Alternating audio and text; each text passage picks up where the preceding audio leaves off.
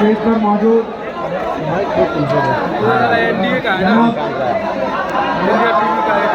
शरिया के सदर और फैसल रहमानी साहब, तमाम उलेमा इकराम, हमारे तमाम सियासी जमातों से अलग अलग लोग आए हुए, तमाम मेरे साथियों, दोस्तों, बड़ा संजीदा मुद्दा है इसके ऊपर। ये जो आप एक बात कहना चाहता हूँ कि इतना संजीदा मुद्दा है कि 1947 के बाद ये सबसे बड़ा मसला मुसलमानों का हमारे सामने खड़ा हो गया है। हम जॉइंट पार्लियामेंट्री कमेटी के अंदर से हमें पता है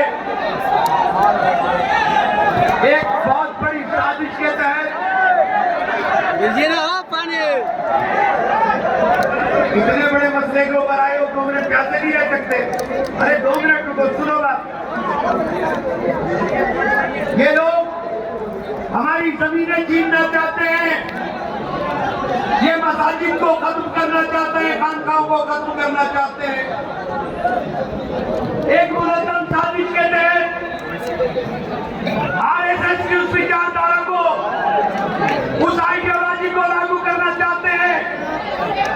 इस आइडियोलॉजी के अंदर नाउज़ुबिल्लाह ये कुरान को बदलने की भी बातें करने की बात करते हैं। आप लोगों को इस बात को समझना होगा कि जमहूरियत के निजाम के अंदर ताकत अगर कहीं से आती है, वो ताकत आती है वोट से।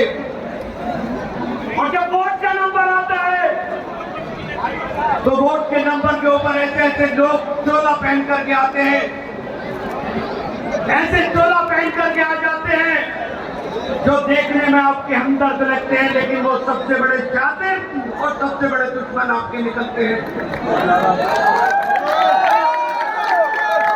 इस सूबे के मुख्यमंत्री को, आंध्र के मुख्यमंत्री को आप लोगों ने इस नियत के साथ वोट दे करके मुख्यमंत्री बना दिया था कि ये हमारे हुकूक की बात करेगा, हमारे हुकूक की लड़ाई के अंदर हमारा साथ देने का काम करेगा। जॉइंट पार्लियामेंट्री कमेटी में इनके मेंबर पार्लियामेंट से जब भी हमारी बात होती थी, तभी वो ये कहते थे कि हम हर सूरत में इस बिल के खिलाफ रहने का काम करेंगे। लेकिन जब वोट आया, अगर ये लोग चाहते ये 2 पार्टियां चाह थी सिर्फ, तो ये कानून नहीं बन सकता था। ये बिल पार्लियामेंट में पास होकर कानून नहीं बन सकता था। लेकिन इन लोगों ने, चाहे वो नीतीश कुमार जी हो और चाहे वो चंद्रबाबू नायडू हो, इन्होंने आपके वोटों का सौदा कर लिया। बिहार के लोगों आपसे कहना चाहता हूं कि ये कानून अगर लागू हो गया तो नमाज कहाँ पढ़ोगे? मस्जिदें नहीं बचेंगी तो नमाज कहाँ पढ़ोगे? और मर जाओगे तो दफनाए कहाँ जाओगे? इन्होंने पैगाम देने की कोशिश की, एक माहौल बनाने की कोशिश की, चाहे वो गृह मंत्री हो देश के, चाहे प्रधानमंत्री हो, चाहे मुसलमानों के अंदर पसंदा मुसलमानों को रोजगार देने का काम करेंगे। मैंने एक बात पार्लियामेंट के अंदर भी पूछी थी कि एक जगह इस कानून के अंदर ये बताओ कि आपने कौन से मुसलमान की बात कही, कहीं पसमंदा हो, अगड़ा हो, पिछड़ा हो। मुसलमान तो एक होता है, मुझे तो समझ में नहीं आता। ला इलाहा इल्लल्लाह मुहम्मदुर रसूलुल्लाह। लेकिन ये आपके बीच में, आपके बीच में गलतफहमी पैदा करने की बात करी जाती है। मैं आप लोगों से आप कहने के लिए आया हूँ, बिहार के लोगों, मैं बिहार के गयूर मुसलमानों तुमसे कहना चाहता हूँ, बकरी की खाल पहने हुए भेड़ों से होशियार हो जाना। बकरी की खाल पहने हुए भेड़ों से होशियार हो जाना। ये सोच के डाल देंगे हमको। यहाँ सरकार बनानी है, इस नियत के साथ वोट डालना। कोई तुम्हारा भाई बीच में आकर खड़ा हो जाए, वो भाई तुम्हारा हमदर्द नहीं, ये कन्हैया तुम्हारा हमदर्द होता है।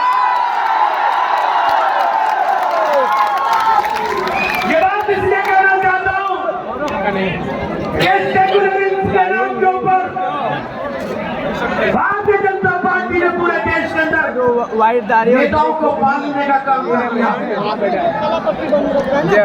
पले हुए नेताओं से होशियार हो जाना, ये जो पले हुए लोग हैं इनसे होशियार हो जाने, कानून बन चुका है, लड़ाई सुप्रीम कोर्ट में ये बिल नहीं बचा है,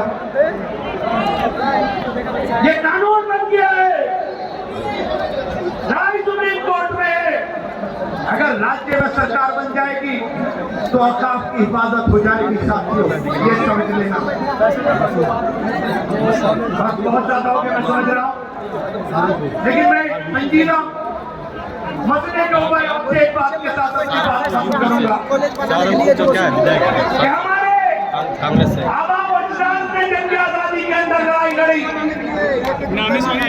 और ये आजाद कराया हम लोग, इस उम्मीद के साथ आजाद कराया था कि आने वाली नस्लें शमशाद रहमानी के बगल में जो है इस मुल्क के अंदर मोहब्बत के साथ रहने का काम करेंगी। आज हमसे वो सर्टिफिकेट मांगते हैं जिस विचारधारा के लोगों ने इंजेक्शन से भी खून इसके अंदर देने का काम नहीं किया। वो नफरत से बांटना चाहते हैं, हम मोहब्बत की बात करना चाहते हैं। हमारे नेता राहुल गांधी ने बार बार इस बात को दोहराया है कि जब मुल्क का बंटवारा हुआ, मुल्क के बंटवारे के अंदर कांग्रेस ने गारंटी के लिए मुसलमानों के हुकूक की हिफाजत की और कांग्रेस उस गारंटी को लगातार कायम रखने का काम करेगी, उस गारंटी को लगातार कायम रहने का काम करेगी। आप लोगों से इस उम्मीद के साथ इजाजत चाहता हूँ कि दोस्तों, इस निजाम को बदलने के लिए, इस व्यवस्था को बदलने के लिए बिहार के लोगों, तुम्हारे सामने बहुत बड़ा चैलेंज है।